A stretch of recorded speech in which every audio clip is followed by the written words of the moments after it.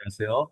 11-29 로마서 7장부터 9장까지 말씀 함께 읽도록 하겠습니다. 로마서 7장 1절입니다.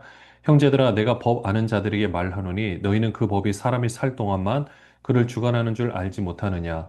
남편 있는 여인이 그 남편 생전에는 법으로 그에게 매인 바 되나 만일 그 남편이 죽으면 남편의 법에서 벗어나느니라. 그러므로 만일 그 남편 생전에 다른 남자에게 가면 음녀라.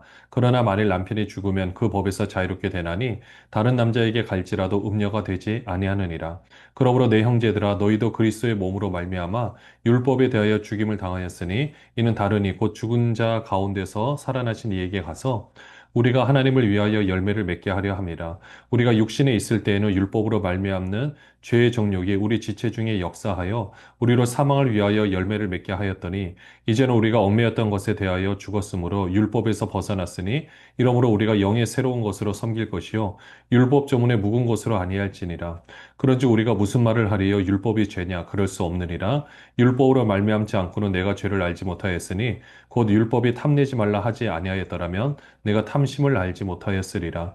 그러나 죄가 기회를 타서 계명으로 말미암아 내 속에서 온갖 탐심을 이루었나니 이는 율법이 없으면 죄가 죽은 것임이라. 전에 율법을 깨닫지 못했을 때에는 내가 살았더니 계명의 이름에 죄는 살아나고 나는 죽었도다. 생명에 이르게 할 그 계명이 내게 대하여 도리어 사망에 이르게 하는 것이 되었도다.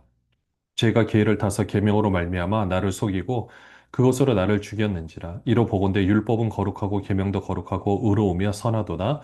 그런즉 선한 것이 내게 사망이 되었느냐? 그럴 수 없느니라. 오직 죄가 죄로 드러나기 위하여 선한 그것으로 말미암아 나를 죽게 만들었으니 이는 계명으로 말미암아 죄로 심히 죄되게 하려 함이라. 우리가 율법은 신령한 줄 알거니와 나는 육신에 속하여 죄 아래에 팔렸도다. 내가 행하는 것을 내가 알지 못하노니 곧 내가 원하는 것은 행하지 아니하고 도리어 미워하는 것을 행함이라. 만일 내가 원하지 아니하는 그것을 행하면 내가 이로써 율법이 선한 것을 시인하노니 이제는 그것을 행하는 자가 내가 아니요 내 속에 거하는 죄니라.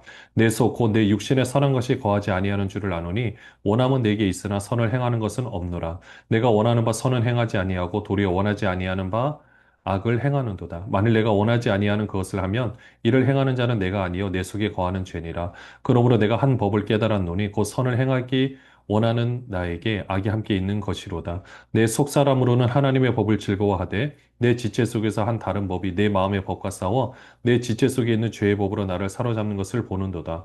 오호라 나는 공고한 사람이로다. 이 사망의 몸에서 누가 나를 건져내랴. 우리 주 예수 그리스도로 말미암아 하나님께 감사하리로다. 그런즉 내 자신이 마음으로는 하나님의 법을 육신으로는 죄의 법을 섬기노라. 율법과 죄에 관한 것을 이제 혼인관계로 비유를 들고 있는데요. 먼저 보시면 법 아는 자들에게 말을 한다라고 했는데요. 남편이 있는 여인.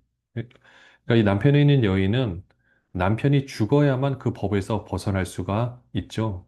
그러니까 남편이 살아있는데 다른 남자한테 간다? 그러면 이제 음녀라고 말할 수 있고요. 그렇지만 남편이 이제 죽게 되면 이제 다른 남자와 결혼을 할 수도 있게 되는 것을 말하고 있거든요.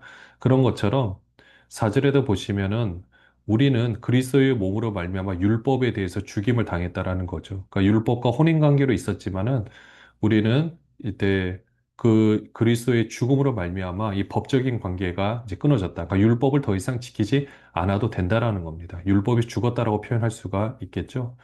그러면은 우리는 자유롭게 이제 자유로운 사람이 되었다라는 겁니다.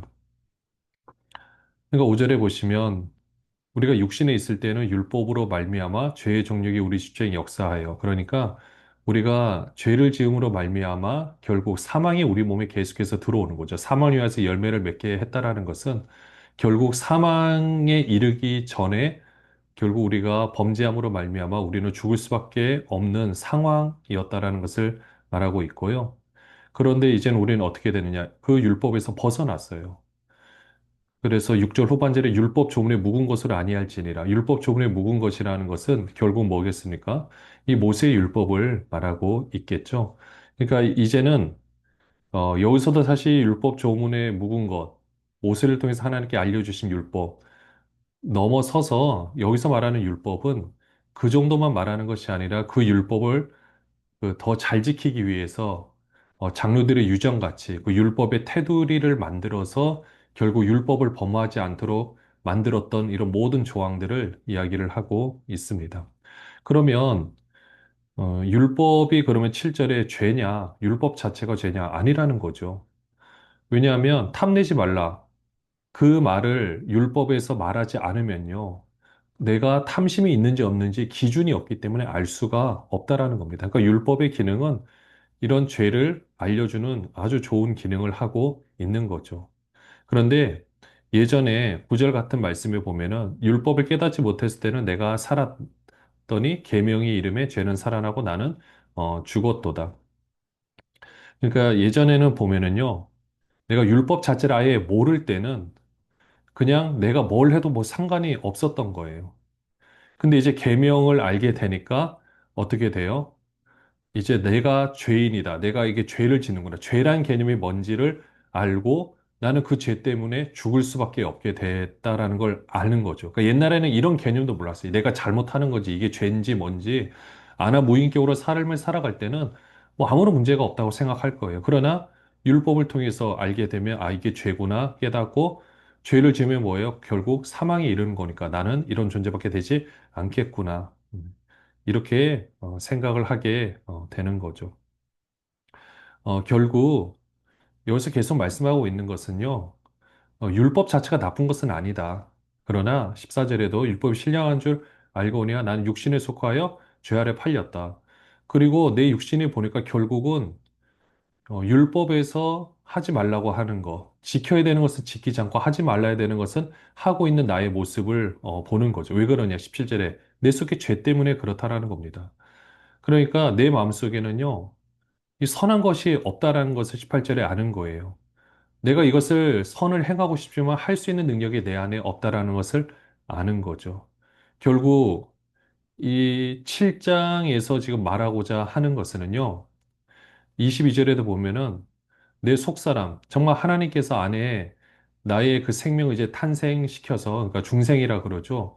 이제는 하나님의 뜻대로 행하려고 그 새롭게 창조된 그 영혼은 그래도 하나님의 법을 즐거워하려고 하지만 또 내 지체 속에 다른 법, 결국 뭡니까? 내가 이제까지 살아왔던 나만의 방식, 어떤 나만의 모습인 거죠.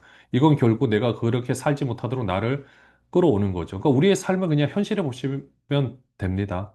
하나님 뜻대로 살려고 하지만 살지 못하는 이 안타까운 현실. 이런 상황에서 24절에 사도 바울이 이 고백을 하는 거죠. 나는 공고한 사람이로다. 이 상황에서 몸에서 누가 나를 건져내랴. 그러나 우리 주 예수 그리스도를 말미암아 하나님께 감사하노라.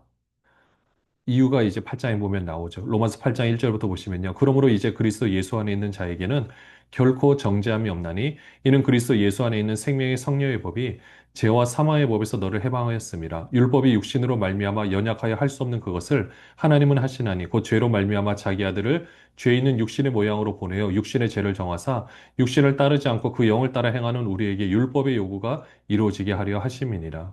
육신을 따르는 자는 육신의 일을, 영을 따르는 자는 영의 일을 생각하나니 육신의 생각은 사망이요 영의 생각은 생명과 평안이니라. 육신의 생각은 하나님과 원수가 되나니 이는 하나님의 법에 굴복하지 아니할 뿐 아니라 할 수도 없음이라. 육신에 있는 자들은 하나님을 기쁘시게 할 수 없느니라. 만일 너희 속에 하나님의 영이 거하시면 너희가 육신에 있지 아니하고 영에 있나니 누구든지 그리스도의 영이 없으면 그리스도의 사람이 아니라. 또 그리스도께서 너희 안에 계시면 몸은 죄로 말미암아 죽은 것이나 영은 의로 말미암아 살아 있는 것이니라. 예수를 죽은 자 가운데서 살리신 이의 영이 너희 안에 거하시면 그리스도 예수를 죽은 자 가운데서 살리신 이가 너희 안에 거하시는 그의 영으로 말미암아 너희 죽을 몸도 살리시리라. 그러므로 형제들아 우리가 빚진 자로되 육신에게 져서 육신대로 살 것이 아니니라. 너희가 육신대로 살면 반드시 죽을 것이로되 영으로서 몸의 행실을 죽이면 살리니 무릇 하나님의 영으로 인도함을 받는 사람은 곧 하나님의 아들이라. 너희는 다시 무서워하는 종의 영을 받지 아니하고 양자의 영을 받았으므로 우리가 아빠 아버지라고 부르짖느니라. 성령이 친히 우리의 영과 더불어 우리가 하나님의 자녀인 것을 증언하시나니 자녀이면 또한 상속자 곧 하나님의 상속자요 그리스도와 함께한 상속자니 우리가 그와 함께 영광을 받기 위하여 고난도 함께 받아야 할 것이니라. 우리가 이전까지의 모습은 사도 바울의 고민이 방금 로마서 7장에서 보면 나타나고 있는데요. 나는 공고한 사람이로다. 이 사모하면서 누가 나를 건져내랴. 이런 상황 가운데서 오늘 8장 1절을 이어서 보시면 그러므로 이제 그리스도 예수 안에 있는 자에게는 결코 정죄함이 없나니 이는 그리스도 예수 안에 있는 생명의 성령의 법이 죄와 사망의 법에서 너를 해방하였습니다. 죄와 사망의 법은요, 우리를 죽이는 거예요. 우리 하나님 뜻대로 살 수 없게 만드는 겁니다. 그러면 생명의 성령의 법은 뭐냐? 우리 안에 성령께서 오셔서 이 율법의 모든 요구를 완전히 이룰 수 있도록 우리 안에서 행하시겠다라는 겁니다. 그러니까 내 입으로는 할 수 없어요. 그러니까 사도 바울이 결국 고민하는 것은 내가 율법의 모든 조문들, 물론 여기서 말하는 율법은요, 하나님께서 말한 십계명만을 말하는 것은 아닙니다. 십계명은 그런 율법은 당연히 지켜야 되는 게 맞고요. 다만 십계명을 제대로 지키기 위한 그 율법의 테두리, 보통 장로들이 유전이라 말하는 율법, 이걸 사도 바울이 열심히 지켜봤어요. 근데 지키면 지킬수록 더 하나님 앞에 의로운 존재가 될 수 있다고 생각한 거죠. 근데 어떻습니까? 지키면 지킬수록 지킨다 할지라도 의로운 마음이 안에서 생겨지진 않는 거예요. 그러니까 겉으로 하기는 하지만 결국 내 안에서 일어나는 이 마음에서 일어나는 일을 어떻게 할 수가 없다라는 겁니다. 예를 들자면 우리가 어떤 모범 학생이 있어요. 학교에서 모든 그 규칙들을 잘 지켜요. 공부도 잘해요. 그럼 우리는 모범생이라고 합니다. 근데 그 마음 안에는 그 누군가를 막 죽이고 싶어 하는 마음이 막 너무나도 크게 일어나서 그 안에서는 도저히 우리가 입에 담을 수 없는 상상할 수 없는 많은 생각과 이런 것으로 맨날 있다고 본다면 우리가 겉에서 보면 그냥 모범생 맞겠죠. 하지만 본인은 너무 힘든 거예요. 마찬가지로 사도 바울의 고민도 율법을 이렇게 열심히 지키는데 왜 하나님을 사랑하는 마음이 안 생기는가? 여러분들 우리가 법을 열심히 지킨다라고 해서 하나님을 사랑하는 마음이 생긴다라고 할 수 있을까요? 하나님을 사랑하니까 법을 지키는 거지 법을 지키니까 사랑하는 마음이 생겨지는 것은 아닙니다. 지금 먼저 알아야 될 것은 우리 내면 속에서 일어나는 일인 거죠. 로마서 8장이 바로 그 말씀을 하고 있는 겁니다. 우리 안에서 어떻게 하느냐? 하나님의 성령께서 하신다. 3절에 율법이 육신으로 말미암아 연약하여 할 수 없는 것을 하나님은 하신다라는 거. 이게 중요합니다. 하나님이 하신다라는 거예요. 죄로 말미암아 자기 아들을 죄 있는 육신의 모양을 보내 육신의 죄를 정하사. 그러니까 그 모든 값을 치른 거예요. 육신의 죄를 정해서 십자가에 못 박혀 죽게 하심으로 우리도 함께 죽었다라는 것입니다. 이제는 그 사절의 율법의 요구가 이루어지게 모든 것을 다 주님께서 다 십자가에 달려 돌아가신 거예요.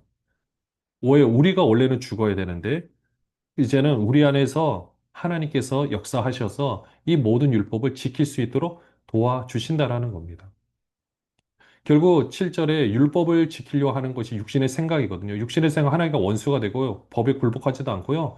8절에 육신에 있는 자도 하나님 기쁘시게 할 수도 없어요. 그러니까 9절에 하나님의 영이 거하시면 너희가 육신에 있지 않고 영에 있나니 누구든지 그리스도의 영이 없으면 그리스도의 사람이 아니라 이제는 하나님의 영이 우리 안에 계셔서 이 모든 걸 할 수 있도록 도와 주신다라는 겁니다.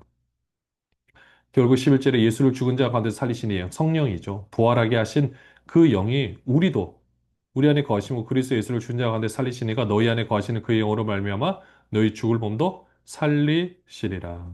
네. 14절에 하나님의 영으로 인도함을 받는 자는 하나님의 아들이고요. 이제는 우리가 다시 무서워하는 종의 영을 받지 않고 양자의 영을 받았다. 그래서 아빠, 아버지라고 부를 수가 있습니다. 또 성령이 우리의 영과 더불어 하나님의 자녀인 것을 증언하고 있고요. 그렇기 때문에 자녀이면 하나님의 상속자인데 당연히 그리스도와 함께한 상속자니까 영광을 받기 위해서는 고난도 받을 수 있다라는 겁니다. 여기서 말하는 고난은 말씀대로 살려고 하는 이 몸부림이 되겠죠. 우리가 정말 말씀대로 살려고 하는데 이 안에서 더러운 생각들이 계속해서 우리를 괴롭힐 때가 있습니다. 그럼 이게 내 생각이냐, 내 생각이 아니냐, 이걸 분별하는 것이 되게 중요하거든요. 그렇기 때문에 모든 생각이 다 내 생각으로 받아들이면 안 됩니다. 우리 하나님 뜻대로 이미 법적으로 우리는 의로운 존재가 되었어요. 근데 내가 이제 의로운 존재로 삶을 살면 돼요. 근데 내 모습은 의롭지가 않을 때가 있어요. 그게 원래 내 모습인가 맞을 수도 있습니다. 그러나 우리는 이미 죽었어요. 죽었는데도 자꾸 예전의 습성으로 가려고 하는 거죠. 그런 부분을 우리가 복종해서 쳐내고 성령의 인도하심과 지도하심을 받는 것이 이게 진짜 고난인 겁니다. 우리가 뭔가 일을 잘 못해서 고난을 받다. 그건 고난이라 할 수 없는 거예요. 그건 우리가 잘못한 대가를 치르는 거겠죠. 그러나 우리가 정말 하나님 뜻대로 살려고 하고 몸부림치고 있고 우리가 할 수 있는, 물론 우리의 힘만으로는 할 수 없지만 그래도 바르게 살려고 하는데 애매한 말도 안 되는 또 우리 내면의 이런 모습들이 그대로 드러나 보인다? 이게 진짜 고난입니다. 그러면 그것은 영광을 맛보기 위한 과정이 될 수가 있겠죠. 18절부터 보시면요. 생각하건대 현재의 고난은 장차 우리에게 나타날 영광과 비교할 수 없도다. 피조물이 고대하나 바는 하나님의 아들들이 나타나는 것이니 피조물이 허무한데 굴복하는 것은 자기 뜻이 아니요 오직 굴복하게 하시는 이로 말미암음이라. 그 바라는 것은 피조물도 썩어짐의 종로로 탄 데서 해방되어 하나님의 자녀들의 영광의 자유에 이르는 것이니라. 피조물이 다 이제까지 함께 탄식하며 함께 고통을 겪고 있는 것을 우리가 아느니라. 그뿐 아니라 또한 우리 곧 성령의 처음 익은 열매를 받은 우리까지도 속으로 탄식하여 양자될 것, 곧 우리 몸의 속량을 기다리느니라. 우리가 소망으로 구원을 얻었음에 보이는 소망이 아니니 보는 것을 누가 바라리요? 만일 우리가 보지 못하는 것을 바라면 참음으로 기다릴지니라. 이와 같이 성령도 우리의 연약함을 도우시나니 우리는 마땅히 기도할 바를 알지 못하나 오직 성령이 말할 수 없는 탄식으로 우리를 위하여 친히 간구하시느니라. 마음을 살피시는 이가 성령의 생각을 아시나니 이는 성령이 하나님의 뜻대로 성도를 위하여 간구하심이니라. 우리가 알거니와 하나님을 사랑하는 자 곧 그의 뜻대로 부르심을 입은 자들에게는 모든 것이 합력하여 선을 이루느니라. 하나님이 미리 하신 자들을 또한 그 아들의 형상을 본받게 하기 위하여 미리 정하셨으니 이는 그로 많은 형제 중에서 맏아들이 되게 하려 하심이니라. 또 미리 정하신 그들을 또한 부르시고 부르신 그들을 또한 의롭다 하시고 의롭다 하신 그들을 또한 영화롭게 하셨느니라. 이 로마서 8장에서 말한 이 고난, 바로 우리의 진짜 모습, 성령께서 역사하셔서 진짜 우리의 모습을 알게 해 주시는데요. 그러면 겉에 있는 이 더러운 것들이 먼저 보여지겠죠. 그래서 우리 모습에 실망하고 더 이상 소망이 없다고 생각하는 그때 하나님의 빛이 우리 안에서 온전히 비춰지는 것을 경험하게 되실 겁니다. 그게 바로 18절의 내용인 거예요. 장차 우리에게 나타날 영광과 비교할 수 없도다. 이 고난이라는 부분이 이거는 정말 잘 통과하셔야 될 부분인 겁니다. 그리고 19절부터 보시면 피조물의 고대한 바는 하나님의 아들들이 나타나는 거예요. 맞습니다. 이런 사람, 이런 존재, 하나님의 사람이 나타나기를 원하고 있습니다. 그렇게 해서 여기에 바라는 정말 그 하나님의 아들, 하나님의 뜻을 행할 수 있는 그런 하나님의 아들, 그런 존재가 이제는 우리가 되어야 하는 거죠.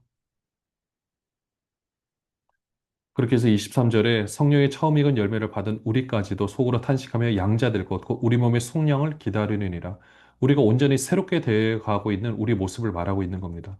여러분들 예수님께서 천국 비유에서 말씀하신 뭐 겨자씨 비유라든지 밭에 감추인 보화 다 뭘 말할까요? 이걸 말하고 있는 겁니다.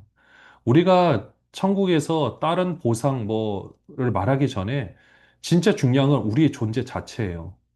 여러분들 우리의 예전 모습은 십자가에 이미 죽었습니다. 그 다음은 하나님의 생명값으로 우리가 이루어진 존재입니다.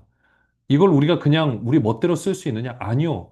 예전에 예수 믿기 전에는 그렇게 할 수 있을 겁니다. 그러나 우리가 예수를 믿었다면 우리 존재는 죽었어요. 새로운 존재이기 때문에 이건 우리의 뜻대로 우리 마음대로 하는 것이 아닙니다. 지금부터는 여기서 말하는 이 말씀처럼 이 내면이 온전히 성장 성숙되어져서 예수 그리스도를 닮은 그 장성한 분량까지 자라는 모습으로 자라는 것이 바로 천국을 준비하는 삶이 되기도 하는 겁니다. 여러분 여기에 소망이 있는 겁니다. 24절 우리가 소망으로 구원을 얻었음에 보이는 소망이 소망이 아니네 보는 것을 누가 바라리요. 보지 못하는 것을 바라면 참음으로 기다릴지니라. 그렇죠? 우리 내면의 모습, 여러분들 완성될 모습을 생각해 보십시오. 이 말씀은 30절 후반절에 정하신 그들을 부르시고 부르시던 그들을 의롭다 하시고 의롭다 하신 그들을 영화롭게 하셨느니라. 이 존재로 바뀌어져 가고 있는 겁니다. 근데 여러분들 걱정하지 마십시오. 우리 힘으로 하는 거 아닙니다. 26절에 보시면 성령도 우리의 연약함을 도우시나니 마땅히 기도할 바를 알지 못하나 오직 성령의 말할 수 없는 탄식으로 우리를 위하여 친히 간구하시느니라. 그래서 우리가 기도를 하는 겁니다. 여러분들, 우리의 기도, 그래서 하나님께 주신 은사를 가지고 방언 기도하는 것도 되게 중요합니다. 그리고 방언의 은사를 받지 못했다 할지라도 또 그렇게 기도하는 것도 중요합니다. 하지만 은사를 사모하십시오. 이걸 가지고 나의 어떤 기도 제목을 놓고 이제 기도하는 것이 아닙니다. 바로 진짜 중요한 것은 우리가 어떤 기도를 한다 할지라도 하나님은 우리 내면의 모습을 먼저 바꾸십니다. 여러분들 관계 문제 때문에 힘들어 하십니까? 그러면 그 관계 문제를 하나님께서 어떻게 해결하시냐? 나를 통해서 해결하시겠죠. 우리의 모습이 변화되면 다른 사람도 함께 변화되게 되어 있습니다. 여러분들이 남편, 아내, 가정을 위해서 자녀들을 위해서 기도하십니까? 성령이 말할 수 없는 탄식으로 여러분을 먼저 변화시키실 겁니다. 27절에도 보시면 마음을 살피신 이가 성령의 생각을 아시고요. 성령이 하나님의 뜻대로 성들을 위하여 간구하신다라고 했습니다. 그렇기 때문에 우리는요. 어떤 일을 하던 물론 이게 범죄하는 일은 아닙니다. 하나님의 뜻대로 내가 하는 모든 것들 내가 어디서 사역을 하거나, 내가 어떤 일을 하거나, 내가 왜 이렇게 하는 모든 것은 결국 모든 것이 합력하여 선을 이룬다라고 분명히 말씀하셨어요. 우리가 하나님 뜻 가운데서 내가 무엇을 하든 그것은 다 하나님의 뜻입니다. 내가 하나님의 뜻 가운데서 혹시라도 내가 지나온 삶을 돌이키면서 내가 왜 그때 그걸 하지 못했을까? 왜 그 선택을 했을까? 아니요. 후회하거나 걱정할 필요 없습니다. 모든 것이 하나님의 뜻 가운데서 이루어진 일이라고 보시면 됩니다. 이런 우리를 하나님이 미리 29절에 택하시고요. 아신 자들을 그리고 형상을 본받게 하기 위해 정하셨다라고 분명히 말씀하셨어요. 31절도 보시면요. 그런즉 이 일에 대하여 우리가 무슨 말을 하리요? 만일 하나님이 우리를 위하시면 누가 우리를 대적하리요? 자기 아들을 아끼지 아니하시고 우리 모든 사람을 위하여 내주시니까 어찌 그 아들과 함께 모든 것을 우리에게 주시지 아니하겠느냐? 누가 능히 하나님께서 택하신 자들을 고발하리요? 의롭다 하신 이는 하나님이시니 누가 정죄하리요? 죽으실 뿐 아니라 다시 살아나신 이는 그리스도 예수시니 그는 하나님 우편에 계신 자요 우리를 위하여 간구하시는 자신이라. 누가 우리를 그리스도의 사랑에서 끊으리요? 환난이나 공고나 박해나 기근이나 적신이나 위험이나 칼이라. 기록된 바 우리가 종일 주를 위하여 죽임을 당하게 되며 도살당할 양같이 여김을 받았나이다 함과 같으니라. 그러나 이 모든 일에 우리를 사랑하시는 이로 말미암아 우리가 넉넉히 이기느니라. 내가 확신하노니 사망이나 생명이나 천사들이나 권세자들이나 현재일이나 장래일이나 능력이나 높음이나 깊음이나 다른 어떤 피조물이라도 우리를 우리 주 예수 그리스도 안에 있는 하나님의 사랑에서 끊을 수 없으리라. 하나님 우리를 위하신데 누가 우리를 대적하겠습니까? 자기 아들을 아끼지 아니하여 주시니가 어떤 것을 아끼시겠습니까? 우리에게 필요한 모든 것들은 다 주셨다고 보시면 됩니다. 이 세상 만물을 보십시오. 해가 두 개 필요하면 하나님 해 두 개 주셨습니다. 그러나 하나만으로도 충분하고 이게 우리한테 가장 살기 좋은 환경인 것을 하나님은 이미 알고 계셔서 주신 겁니다. 지금 우리가 누리는 것들 다 하나님께서 우리에게 주신 겁니다. 근데 대기오염, 또 환경의 오염, 이로 인해서 겪는 질병과 아픔, 이건 우리 잘못인 겁니다. 그래서 우리는 이 모든 것들이 창조 본연의 상태로 기능을 회복할 수 있도록 우리는 우리가 해야 될 일을 분명히 해야 하는 것입니다. 또한 하나님께서 모든 것을 우리에게 주셨습니다. 34절에 보시 하나님 우편에 계신 자요 그리스도 예수가요 우리를 위하여 간구하시는 자시라고 했어요. 그러니까 누가 우리를 그리스도의 사랑에서 끊을 수 있겠습니까? 아무도 끊을 수 없습니다. 그래서 우리는 어떤 상황이 있다 할지라도 넉넉히 이길 수가 있습니다. 어떤 것도 하나님의 사랑에서 우리를 끊을 수가 없습니다. 이미 우리는 연결되어 있습니다. 그러니 물론 때로는 환경이 너무 힘들고 어려울 때가 있습니다. 아무도 이해할 수 없는, 아니 이해하지도 못할 그 아픔과 어려움 때문에 남몰래 눈물 흘리는 분들 분명히 있을 수 있습니다. 아니 있습니다. 그러나 그 답은 한 가지 확실한 것은 하나님께서는 우리를 너무나도 사랑하시고 눈에 보여지는 것들보다 더 중요한 더 많은 것들을 위해서 하나님께서 우리를 인도하고 계십니다. 로마서 9장입니다. 내가 그리스도 안에서 참말을 하고 거짓말을 아니하노라. 나에게 큰 근심이 있는 것과 마음에 그치지 않는 고통이 있는 것을 내 양심이 성령 안에서 나와 더불어 증언하노니 나의 형제 곧 골육의 친척을 위하여 내 자신의 저주를 받아 그리스도에게서 끊어질지라도 원하는 바로라. 그들은 이스라엘 사람이라 그들에게는 양자됨과 영광과 언약들과 율법을 세우신 것과 예배와 약속들이 있고 조상들도 그들의 것이요 육신으로 하면 그리스도가 그들에게서 나셨으니 그는 만물 위에 계셔서 세세 찬양을 받으실 하나님이시니라. 아멘. 그러나 하나님의 말씀이 폐하여진 것 같지 않도다. 이스라엘에서 난 그들이 다 이스라엘이 아니요. 또한 아브라함 씨가 다 그의 자녀가 아니라 오직 이삭으로부터 난 자라의 내시라 불리리라 하셨으니 곧 육신의 자녀가 하나님의 자녀가 아니요. 오직 약속의 자녀가 씨로 여기심을 받느니라. 약속의 말씀은 이것이니 명년 이때에 내가 이르리니 사라에게 아들이 있으리라 하심이라. 그뿐 아니라 또한 리브가가 우리 조상 이삭 한 사람으로 말미암아 임신하였는데 그 자식들이 아직 나지도 아니하고 무슨 선이나 악을 행하지 아니한 때에 택하심을 따라 되는 하나님의 뜻이 행위로 말미암지 않고 오직 부르시는 이로 말미암아 서게 하려 하사 리브가에게 이르시되 큰 자가 어린 자를 섬기리라 하셨나니 기록된 바 내가 야곱은 사랑하고 에서는 미워하였다 하신가 같으니라. 그런지 우리가 무슨 말을 하리요 하나님께 불의가 있느냐 그럴 수 없느니라. 모세에게 이르시되 내가 긍휼히 여길 자를 긍휼히 여기고 불쌍히 여길 자를 불쌍히 여기리라 하셨으니 그런지 원하는 자로 말미암음도 아니요 다른 박제를 하는 자도 말미암음도 아니요. 오직 긍휼히 여기시는 하나님으로 말미암음이니라. 성경이 바로에게 이르시되 내가 이 일을 위하여 너를 세웠으니 곧 너로 말미암아 내 능력을 보이고 내 이름이 온 땅에 전파되게 하려 함이라 하셨으니 그런즉 하나님께서 하고자 하시는 자를 긍휼히 여기시고 하고자 하시는 자를 완악하게 하시느니라. 로마서 9장에서는요. 그 유대인을 향한 안타까운 마음이 있습니다. 사도 바울이 생각하는 너무나도 안타까운 마음들이 있는데요. 먼저 어떤 마음이 있냐면요. 내가 그리스도 안에서 참말하고 거짓말을 하지 않는다. 나에게 큰 근심 있는 것과 마음에 그치지 않는 고통이 있는데 그게 뭐냐면 3절에 나의 형제 곧 고르게 친척을 위하여 내 자신의 저주를 받아 그리스도에게 끊어질지라도 원하는 바로다.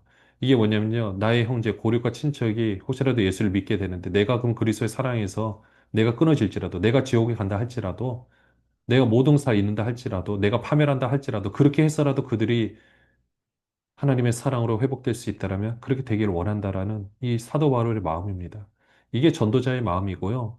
여러분들 이게 우리 모든 기독교인들이 가져야 될 마음입니다. 우리만 구원받고 나머지들은 어떻게 되든 상관없다. 여러분 우리는 그렇게 쉽게 이야기할 수가 없는 겁니다. 우리가 이전에 복음을 전했던 예수 천당 불신 지옥 틀린 말이 아니죠. 맞는 말입니다. 100% 맞는 말입니다. 그러면 예수 천당 불신 지옥이라 말할 때는 우리는 자신 있게 그들을 향해서 그냥 외칠 수가 있는 게 아니에요. 눈물이 아니고서는 외칠 수가 없는 겁니다. 그리고 오히려 당신이 구원은 받기 위해서 내가 지옥에 가도 됩니다. 이렇게 말할 수 있는 우리들이 되어야 되지 않겠어요? 그래야 그 말이 더 진가를 발휘하지 않겠습니까? 사절에 보시면 그들은 이스라엘 사람이에요. 하나님께서 이스라엘 백성들을 택하셔서 모델이 되는 나라를 만들고 그들을 통하여서 언약을 맺으시고 약속하셨던 놀라운 정말 모든 복을 받을 그 나라, 그 백성이거든요. 근데 6절에 보시면 그렇다고 해서 이스라엘에서 난 그들이 다 이스라엘 아니고요. 아브라함 씨가 다 그의 자녀가 아니고요. 그 중에서도 이삭으로 난 자라야만 내 씨라 불리리라. 믿음의 조상 아브라함의 그 이삭. 그러니까 약속의 말씀으로 난 자녀가 바로 그 아브라함의 자녀, 하나님의 자녀였던 겁니다. 구약 시대를 말하고 있는 겁니다. 그리고 그것이 구절에도 보시면은 그 약속의 말씀이 뭐였냐면 아이를 낳을 수 없는 그 사라에게 아들이 있으라 했을 때 그것을 믿었던 거죠. 그리고 그렇게 해서 누가 태어났느냐? 10절에 보시면은 또 이삭 한 사로 말미암아 임신하였는데 이삭과 리브가도 그러니까 이삭이 그렇게 태어나게 되죠. 그리고 리브가도 마찬가지고 이삭과 리브가 가운데서도 에서와 야곱이 태어나게 됩니다. 근데 이미 그 에서와 야곱에게도 12절에 보시면 큰 자가 어린 자를 섬기리라. 에서가 야곱을 섬기겠다라고 한 거죠. 근데 13절에 야곱은 사라고 에서는 미워하였다 하신 것 같으니라. 이것을 말하고 있는 것은 하나님께서 미리 택하셨다라는 것을 이야기를 하고 있는 겁니다. 그러다 우리 운명이 택해진 거냐? 우리의 운명이 그럼 모든 것이 정해져 있느냐? 이렇게만 생각하시면 됩니다. 하나님이 우리를 사랑하시기로 택하셨다. 이건 한 가지 확실합니다. 그렇지만 나머지 모든 일들은 언제 할 수 있느냐? 우리가 모든 삶을 다 살고 나서, 아, 하나님께서 이렇게 하셨구나. 그러니까 오늘 하나님께서 행하신 것은요, 오늘 삶을 보고 어제까지 삶을 봤을 때, 아, 하나님께서 이렇게 인도하시구나. 하나님께서 이렇게 택하셔서 나를 역사해 주셨구나. 이렇게만 보시면 됩니다. 그러니까 하나님께서 택하셨는데 내가 내일 내가 아무것도 안 해도 그냥 살아갈 수 있다. 아니요. 천만에 그렇지 않습니다. 근데 그렇다고 14절에 하나님이 불의한 것 아니냐? 라고 할 수 있느냐? 그럴 수 없다라고 했죠. 근데 여기서 15절에도 보시면 긍휼히 여길 자를 긍휼히 여기고 불쌍히 여길 자를 불쌍히 여기니라. 근데 하나님은 정말 다 불쌍히 여기세요. 에서와 야곱을 보시면은 이렇게 생각하시면 됩니다. 우리는 야곱 편에서 은혜 받을 수 없는 자, 장자권을 받을 수 없는 입장인데도 불구하고 그 장자권을 받고 은혜를 받았다. 우리는 이것만 보시면 됩니다. 에서 편에서 볼 게 아니에요. 우리는 은혜 받을 만한 자격 조건 되지 않습니다. 그러나 하나님께서 은혜를 베풀어 주셨어요. 이게 놀라운 하나님의 은혜와 섭리인 거죠. 에서가 모든 것을 받았다는 건 장자이기 때문에 그냥 받는 겁니다. 당연하다고 생각할 겁니다. 그러나 우리가 야곱의 입장이 되면 그렇지 않습니다. 받을 수 없는데 받은 거예요. 이 말씀들은 바로도 하나님께서 17절에 보시면 이 일을 위해서 너를 세웠다라고 말하고 있죠. 결국 하나님께서 세상 만물을 주관하고 계시고 그 가운데 우리를 택하셨다라는 사실을 주목하시고 그러기에 오늘 우리는 우리에게 주어진 하루에 최선을 다해야 하는 겁니다. 19절부터 보시면요. 혹 내가 내게 말하기를 그러면 하나님이 어찌하여 허물 하시느냐 누가 그 뜻을 대적하느냐 하리니 이 사람아 내가 누구에게 감히 하나님께 반문하느냐 지음을 받은 물건이 지은 자에게 어찌 나를 이같이 만들었느냐 말하겠느냐 토기장이가 진흙 한 덩이로 하나는 귀에 있을 그릇을 하나는 천에 쓸 그릇을 만들 권한이 없느냐 만일 하나님이 그의 진노를 보이시고 그의 능력을 알게 하고자 하사 멸하기로 준비된 진노의 그릇을 오래 참으심으로 관용하시고 또한 영광 받기로 예배하신 바 긍휼의 그릇에 대하여 그 영광의 풍성함을 알게 하고자 하셨을지라도 무슨 말을 하리요? 이 그릇은 우리는 곧 유대인 중에서뿐 아니라 이방인 중에서도 부르신 자니라. 호세에 그래도 이르기를 내가 내 백성 아닌 자를 내 백성이라 사랑하지 아니한 자를 사랑한 자라 부르리라. 너희는 내 백성이 아니라 한 곳에서 그들이 살아계신 하나님의 아들이라 일컬음을 받으리라 함과 같으니라. 또 이사야가 이스라엘에 관하여 외치되 이스라엘 자손들의 수가 비록 바다의 모래 같을지라도 남은 자만 구원을 받으리니 주께서 땅 위에서 그 말씀을 이루고 속히 시행하시리라 하셨느니라. 또한 이사야가 미리 말한 바 만일 만군의 주께서 우리에게 씨를 남겨두지 아니하셨더라면 우리가 소돔과 같이 되고 고모라와 같았으리로다 함과 같으니라. 그런즉 우리가 무슨 말을 하리요? 의를 따르지 아니한 이방인들의 의를 얻었으니 곧 믿음에서 난 의요. 의의 법을 따라가는 이스라엘은 율법이 이르지 못하였으니 어찌 그리하냐? 이는 그들이 믿음을 의지하지 않고 행위를 의지함이라. 부딪힐 돌에 부딪혔느니라. 기록된 바 보라 내가 걸릴 돈과 거치는 바위를 시온에 두노니 그를 믿는 자는 부끄러움을 당하지 아니하리라 함과 같으니라. 좀 전까지 하나님의 그 섭리에 대해서 주권에 대해서 이야기를 했을 때 그럼 하나님 이게 말이 되느냐라고 반문할 수 있는 사람이 있어요. 근데 20절에 우리가 누군데 네가 누군데 감히 하나님께 반문하느냐 지음을 받은 물건이 지은 자에게 어찌 이같이 만들었냐라고 말할 수 있는 거죠. 토기장이가 진흙 한 덩이로 귀 있을 그릇, 천 있을 그릇 만들 권한이 없냐라는 거죠. 결국 하나님께서 이 모든 것들을 때에 따라 아름답게 지으시고 만드시고 인도에 가신다라는 겁니다. 24절에 보시면 이 그릇은 우리니 곧 유대인 중에서뿐만 아니라 이방인 중에도 부르신 자니라. 유대인이 그 역할들을 감당하지 못했던 거죠. 그래서 이 모든 것들이 이제 이방인을 향해서 흘러가게 되었다라는 것입니다. 그래서 호세아의 글에도 25절에 보시면 내가 내 백성 아닌 자를 내 백성이라 사랑하지 않은 자를 사랑한 자라 부르리라.